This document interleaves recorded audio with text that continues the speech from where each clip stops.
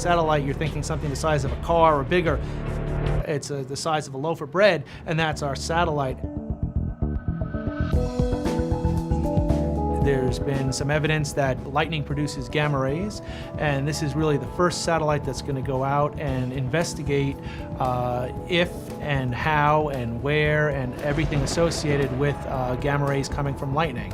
There's been evidence, and others have seen this, but again, there's never been a satellite dedicated looking down at Earth for these terrestrial gamma ray bursts.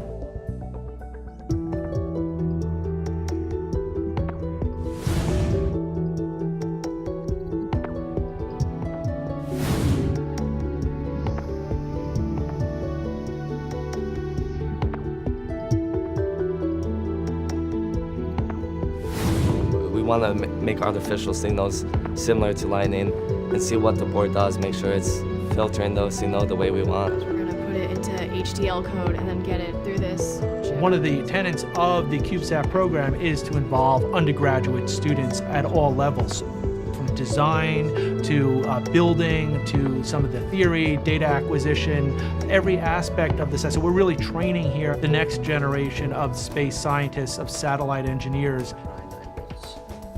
As soon as the launch goes up and they know they're a part of that satellite and data's coming in, I mean, that'll be with them throughout their life.